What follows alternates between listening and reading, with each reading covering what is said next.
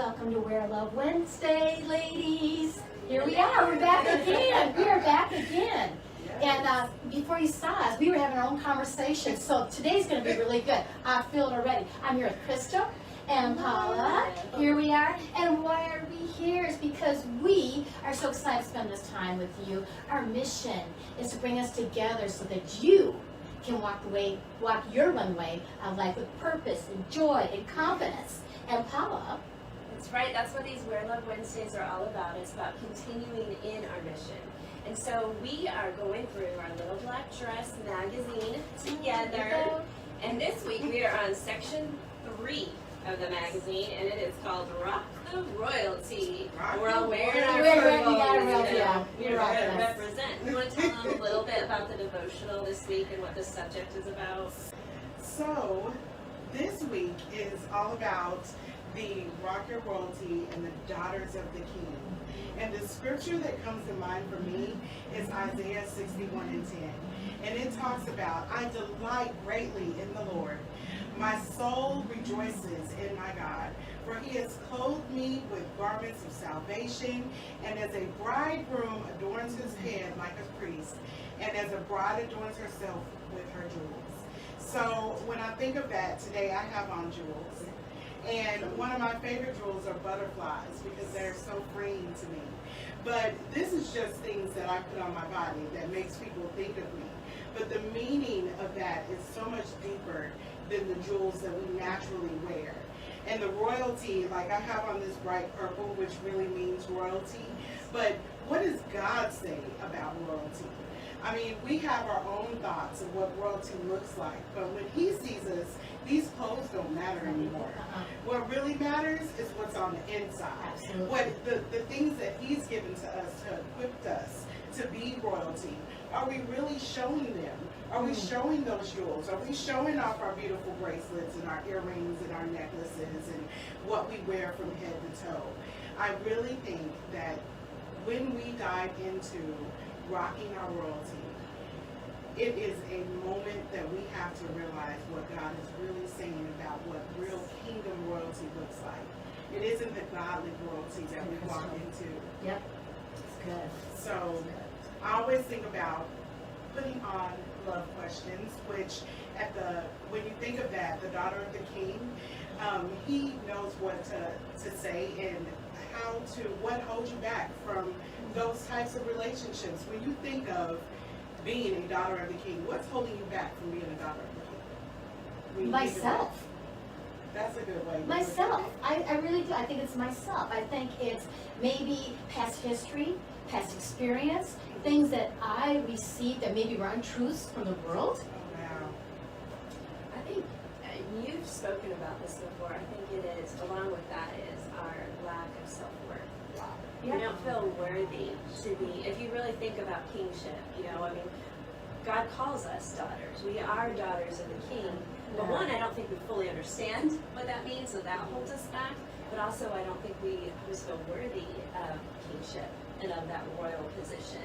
And so that holds us back as well. Oh my gosh, that is so deep. So at the bottom of the devotional, it has put on the love questions. And you can see that if you have the devotional, which we'll put that in the comments, but even more importantly, when you think of that, there is a question that is always at the top, and it comes from Esther, and it's from Esther 4:14, and it's talking about your royal position.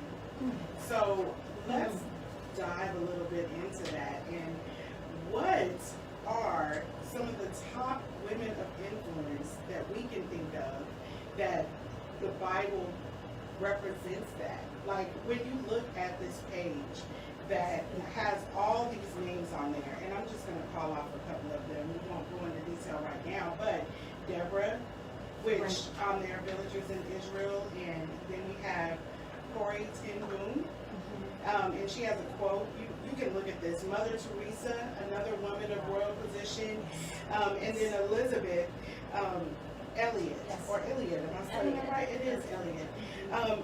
But those are 4 of them. But the one that I really, really adore is Esther. Yes. Esther. Great story. Yes. Oh my gosh. Great woman. I used to stay on a street in Irving called Esther Road.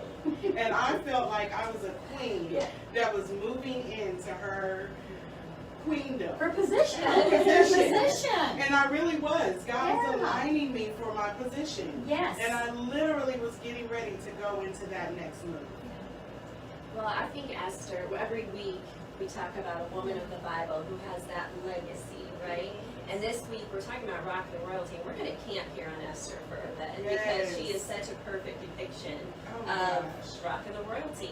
And so, in the center of our page, we have this famous verse that says, "And who knows but that you have come to your royal position for such a time as this," and that's Esther 4:14. But I want to give you the story a little bit, and I'm going to look at my notes because there's so much good stuff, and I want to make sure we hit it. But the story is that the king at the time, King Xerxes, he finds himself needing a new wife.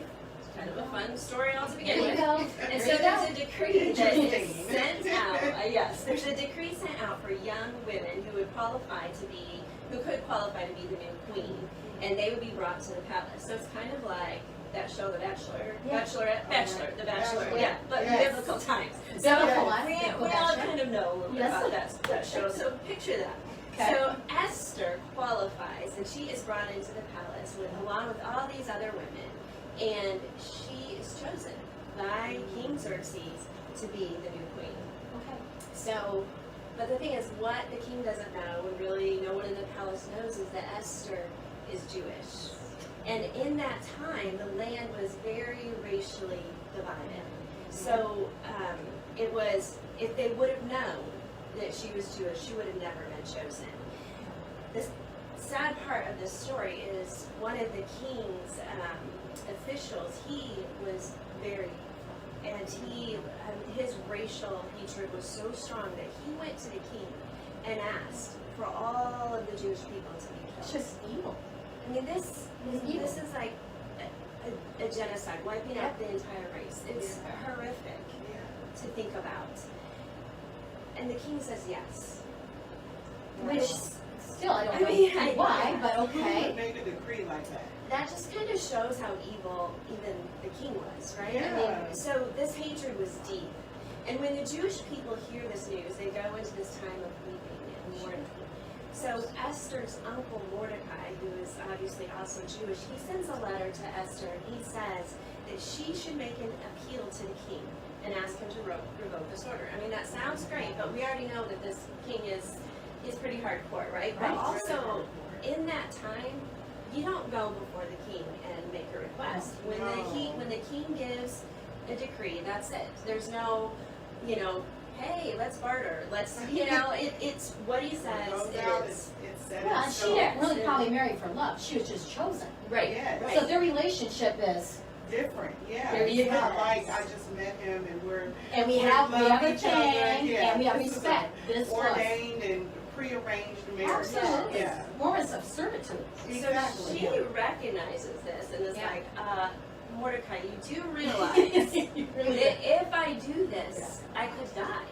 And that's serious. It's not her being dramatic. No. This is reality. Right. And he responds to her in Esther 4:14, the first part that I didn't read says, "For if you keep quiet at this time, help will come to the Jews from another place." Wow. So she is like, maybe I should keep quiet. And so send somebody else. And then he goes, It's over. but you and your father's house will be destroyed. And then there's the famous verse, who knows, if you have not been brought into this royal position, that's that version of this verse I love, this royal position for such a time as this. And then I love how Esther responds. Not only is she saying yes, but before that she says, I'll do this, but first you need to gather all of the Jews around you to fast and pray. And then she says, and I will gather all those around me to fast and pray. And this fasting has kind of been Crystal's It theme. has. For the last It's been a few theme for weeks. you. Oh my Yes. goodness. Yes. But what she says next, it says, then I will go to the king, which is against the law, Yes. and if I Right. die, I die. But Esther's response was to fast and pray. And I think she even knew, in Matthew it talks about there are some things evil that can only be overcome Come by that. through fasting and prayer. So she knew that. So she gathered the people and she gathered her girls Yes. to do Sisterhood. that. But then it says this, and this is what I love. I mean, that's a huge lesson in itself, but this is what I love. It says, but before approaching the king, it says, Esther put on her royal robes. Now, the story goes on to say that he extended his scepter to her, and he granted her all that she desired, saving the people. Wow. Yes. Was it the royal robes that gave her that favor? Probably not. It was probably the fasting and prayer. But I think there's something so much we can learn from that wardrobe change. I think that the robes were a reminder to herself Yes. and to the king Yes. of Yes. who She was. Her position. Yeah. Yes. I think you're exactly right. Yeah. I always think about my mother before she died. She had cancer, and she couldn't talk anymore. And we were at a spot where she was just there, and I was like, I don't even know what to do or what to say, but I knew she needed a gown. And I had to go to a store, and my mom was never big on shopping at normal stores, but I went to Walmart. I couldn't find anything for her to wear. And then I went to another store. I was like, I'll go more expensive. Couldn't find anything. And I drove past a Salvation Army, and someone said, go in there, because they're going to have older stuff that would look nice. And when I went in there was a brand new white gown. Oh. The robes that they used to wear back in the day, they were like house dresses Yes. that wasn't in the She the front, button but it was all white, and it was brand new. Girl. It was just there, like someone had gave it. So I took that back and I got her dressed, and it was so solace, because I saw it as God had cleansed her through this period, and now that she's cleansed, now she's putting on this beautiful white robe, which was a gown. And she passed away within 12 hours of that. But just thinking the symbolic of, you have to go through this process, and then when you get there, God cleanses you and prepares you for whatever is next. And she was being prepared, and her body was being cleaned, and all of these things. And she had this beautiful white robe to symbolize that she had been cleansed, went through the fire, and ready to be purified. She was your matriarch. Yes. And she was in a position to you. Yes. And so by you going out there and choosing and finding this garment for her, and then the act of going for it and dressing, it's almost like Esther having to go in front of her husband. In front of her. In front of this guy. Yes, I don't want to call yes. him husband, but it was. Yes. Okay. She had to do that. She had to submit. Yes, and when I think of that, I was like, my mom was about to go in front of the ultimate king. Wow. You know, so and when you go to the king, you have to present yourself the right way. You can't come to God. Well, you can come to God any kind of way. You He's can. going to clear you up. Oh, we come in many different ways. Yes. Yeah. But there are certain things, if you're asking for, Yes. you have to come with the right robe on. You have to have done your praying, done your Fasting. fasting ahead of time. You have to be with like-minded Your individuals. sisterhood, your people. So when you come to him with that really important question, he's more apt to give it to you without anything, because now you know what his desires are. Oh, You've good. fasted and you've prayed. Yeah. You've gotten your mindset ready. So when you ask, he's going to be like, you know what? My good and humble and faithful servant. I love that. Let me go ahead and bless you, because of I see your works ahead of time. You know, there was a time in my life that this doesn't even compare to what you just shared. But I was struggling. There were some real things that had happened, and some business things and things I had to go meet attorneys for, and I was scared, just in fear of it. And what I would do, talking about putting a robe on, okay? What I would do, and girls, this is why I'm going to show this. I would put on. Your dancing shoes. I would put on. shoes. I would, because I would put on my highest and loudest, or I could stomp someone's head. Debbie's head with the heel, right? But I did that because when I looked on, it reminded me of my position. It reminded me, instead of wearing a robe around my, kind of look a little ridiculous, but what I could do here in this world, as I put my shoes on, that was my robe. Because when I looked down, it reminded reminded me my position. It also made me walk a different way. Oh, it does. If you're not detailed, it's going to make you walk a different way. Your shoulders me back. But you know, when I walked in with more confidence and strength and power. Not only because of these shoes, this was just a reminder of what my position was, who I am in Christ. That He was with me. I was protected. I keep thinking about that first verse in Isaiah when it's talking about how He robes us in salvation and in righteousness, and it talks about how we're the bride of Christ. Right. And in Revelations it talks about as the bride of Christ we're be this pure, spotless bride. You think about wedding days and all the preparation the bride goes to just present herself as best she can, right? That day you spend hours getting ready. And I don't know, I would just keep thinking about this. Do we take that kind of time and care to make sure that we are ready for Jesus? You know, I mean, to present ourselves as that pure, spotless bride. Not that we are perfect. I mean, He makes us perfect in Him, our relationship in Him. He robes us with righteousness. He robes us with salvation. But a bride isn't perfect either when she walks down the aisle, but she's still putting her best foot forward. And it's not all about the outward, like you were talking about a couple weeks ago. It is what's inward. But are we taking that time to make sure that we present ourselves well for the King? And we went into this time even today when we were praying beforehand. We're just like, we just want to glorify Your name, right? I mean, that is the ultimate goal of our lives. Of rocked in our royal position is the only platform, whatever our platforms are that we have, our goal is in that platform to glorify Jesus. So what are those platforms that we have as individuals? What is the number one?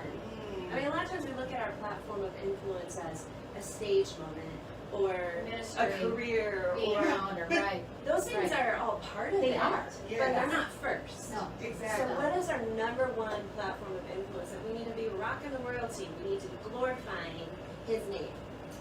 When I think of that, I always think about like our homes. That's the first platform that comes to mind to me that you can glorify. And I think so many people lose sight of being at home is the first step, not only for yourself but for your family. And if you can't be a good role model at home, how can you go out and be a good role model to the world? And for a while, it was a show for me. I wanted everyone to feel like everything was together and I was this perfect person. But, you know, we're hiding things in closets and hiding junk and really not dealing with what's really going on in my home. I had to take a moment and really focus in on making sure that the structure of my home, my foundation, my prayer time, my fasting, my children having time and relationship with me was solid, because for a while I said it was, and to the outward world, you're doing so great, your kids are so awesome until they're not, and then you're like, whoops, I missed that part. But really lining up. If I'm saying I'm praying at home, I'm really praying at home. If I'm really fasting, I'm really fasting. It's not something that I'm just saying, but it's truly setting the foundation and making sure that my children see me pray. And that we pray together. There you go. Not just see me pray, but pray together. My children, we read the Bible together. That we're fasting together. Now, they don't fast to the extent that I do. But I'm like, okay, maybe you fast from Facebook today. Or maybe you fast from your favorite show. There you go. But there are ways to involve your children and your family and your foundation of royalty. And Crystal, you're holding yourself accountable for that. Oh, yes. And that's the thing too, is that are we holding ourselves accountable of what we say we're going to do, or we're going to say we're better ourselves? I do. I see that out there. I mean, I see it in churches. I see it in gatherings, and I don't fault the women. I don't, because life will take you, and pretty soon you're chasing life. You're chasing the clock. You're chasing a deadline. You're at 5 different school functions at one time. Oh my goodness. Right? Right? Yes. And so to be able to do that and gather yourself and put on that robe to go, you know what? It's like it's like this. I'm going to challenge myself this week to go into my closet and pull out my robe and put it on for just a wee bit. Yes. Because not only should I be doing that all the time, but I need to remind myself who I am. I think if we go in our closets, we keep talking about Post-it notes, right? Yes, Every week we talk yes, about that. the Post-it Like, what notes. are the things you know you need to put Right, on right. for your home? Yeah. Oh So my like if you got up in the morning and you go in to get dressed and you see these Post-it notes all over your closet of what you need to put on. I need to put on patience with this one child of mine who constantly is lying lies all the time. Yes. One child I need to put patience on. You know, what are the things we need to put on? And a little different side note to this, whether it's our home or our workplace, I mean, all the Yes. places we're already going, those are number one Yes. influence places, and we need to be faithful in those things. But this verse that keeps coming to my mind is at the end, we want Jesus to say, "Well done." And what does he say? My good and faithful servant. servant. Not productive servant, Nope. not perfect servant, Yep. Wow. Yes. but faithful. Faithful. We have a goal. We may Yes. not always hit our goal, but are we walking toward it? I mean, sometimes it's 10 steps back and 1 step forward. Yes. But are we walking toward that goal? And just realizing that as a daughter of the King, we aren't going to be perfect. No. But I was we gonna just keep ask you making that. those steps. Because people say faithful. We throw out these words, faithful and stuff like that. How faithful? What does faithful look like? Just heard some women are saying, I don't even know what faithful really looks like. What does that Yes. mean? Faithful. I think it's just taking the steps, even with, like I said, the 10 steps back, 1 step forward, continuing to try, but also faithful, full of faith. Faith is the evidence of Things the hoped hoped for. for. Yeah. It's not always seen. No, Yes. no, It's not what always. we are hoping Uh-uh. to be, right? Right. Yes. And so Right. faithful is just keeping in that hope, keeping 1 step forward at a time. So you're having faith. You can be a woman of faith. But faithful is a verb in a way, right? Yes. It's an action. It's an action. Yes. It's an action. It is being consistent. Mm, So a that's lot good, of times when you Crystal. think of faithful, Right. people think, okay, they confuse hope with faithfulness. Yes. Or So true. hopefulness with faithfulness, and that's two totally different things. Hope is you're hoping for something to happen. Mhm. Faith is I hope and I'm going to act this Yes. way because I'm expecting to see what To see, I've already receive, hoped for. receive of it. Not So- just hearers, but doers. Doers of the Right. work. Oh my Yes. goodness, Very that powerful. totally full circle, pulls us back in. But a lot of times when we think of consistency, when you think of consistency, what are some things we can be consistent at? Like, I know as a mom we can be Right. consistent. As a coworker, sometimes Absolutely. people forget that they need to be consistent at work. Uh-huh. I Uh-huh. do This it is all the working. time. You know, Yeah. being consistent, receiving criticism. Oh my, that part. That is big. I need to, Right? for myself, Me too. I Me need too. to get It better hurts. at And that. being It in hurts. insecurity, It I think it hurts. just sometimes feels like, well, then I'm supposed to be terrible at I'm everything. exactly. And not just taking Yeah. it, they said one thing, don't go in this Right. spiral of Right. different things that we could do. But also, for me, being a Yeah. better friend. Oh, that's Or good. being consistent, Right. being a consistent friend. Because I get in my silo and I'm like, Yep. I'm so busy with being mom and Yep. all these other duties that I forget there are people that want to hear from me too. And I need to be a better one. I need to be better at that. So, There's yes. I'm just looking that we're starting to run out of time, so I want to get this question before we do. And it goes back to the verse, and I kind of emphasized it when I was reading it earlier. And it says, "For if you keep quiet at this time," because we all have the choice to not step up, Or doing it right. we can just sit back. It says, "Help will come." So Yes. somebody else might get that opportunity. Yeah. Yes. It might come from another place, but you and your father's house will be destroyed. Oh my If we don't goodness. step up, God will choose someone else. How will that impact us? Yes. How yes. will that impact us? Oh my Well, gosh. the destroyed thing is a little bit interesting. Yeah. How you destroyed that? Well, that should wake you up a little bit. But it may not destroy, but your chance. You lost out. You Yes. lost out. On Yes. that point where maybe God was going to point you and give you a different position. Oh my gosh. A Yes. missed opportunity when it's me. Yeah. If we don't step up. That's exactly it. Oh my goodness. I think about when you said that, making sure that you have those jewels when you go into the places. The first thing that comes to my mind is when you walk into a room, you walk in already wrote with something, personality. go. And sometimes your personality, if you're sad or you're going through certain Yeah. things, people can feel that energy. See it on your face. Yeah. they're Yep. like, are you okay? Is Are everything you all right? okay? Yep. And if we take a moment before we walk into places, have that moment, we put on those robes, we put on that prayer, we say a little scripture. I'm we gonna put our even phone. grab my We tiara. give I'm telling you, I'll put a crown Yes, on. I will do that an for invisible you. crown I'll or put a real I one. don't care. Either one. Whatever works. My shoes, you got it. But you have Yeah. to give yourself that bit of confidence, like I got this, Yeah. God, you are with me. You haven't given me the spirit of Fear, fear. that's right. Sound mind.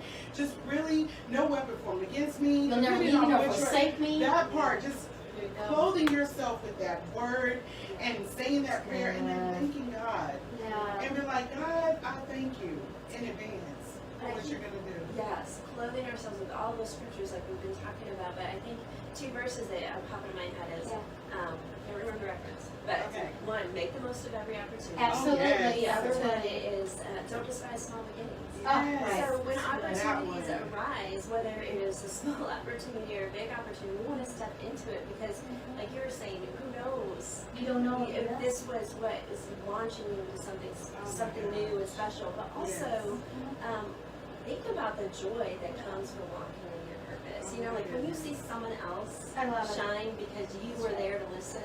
When you see someone else excel because maybe what you taught them or just showing up. I mean, there's so much for the joys that before him, he endured the cross, right? There's joy that comes when we walk out our mission, our purpose that God has for us. So And true. he who refreshes others will be refreshed. You know, All the times we step all this into is to it. the, and ladies, you're talking about stepping in, and this is the thing, and what I'm sitting here thinking too is, you know, the enemy's role is a one size fits all, and you can put that on, and it can be shame or guilt or anything from your past or any sin or whatever it was, and that role, the enemy will gladly put that on you. And it's not pretty, and it's a one size fits all, and we'll take it. This is the deal. When you are God's daughter, you understand this. The role that's made for you is made specifically for you. It has been tailored and altered to fit you. And you're the only one that can rock that role. It's nobody else's. Yes. It's your own So role. true. It's your own role. So true. Oh my goodness. So that takes us to prayer today, right? So we always end saying we won't talk about it today, but we want to ask all of you, what can you do this week to be intentional, to put on that robe of royalty, to rock that robe of royalty? Yes. What can you do this week? Yeah. And if you have any prayer requests, if you have any thoughts about it, we would love for you to share it with us. But Please. Put it in the comments or inbox. Yes. Inbox. Yes. because we do want to pray for you. Yes. And we started out this time praying together, so Yes, we we can add do. your prayer requests to it. But Yes. remember that you are daughters of the King. I mean, Daughters of that the King. phrase alone is so powerful. Remember that you are a precious, beautiful daughter of the King. He chose you and He loves you. And so as we end today, and as we end every week, Every let's day. remember, be loved, loved, live love, and give And then love. give that love. See you next See you next time.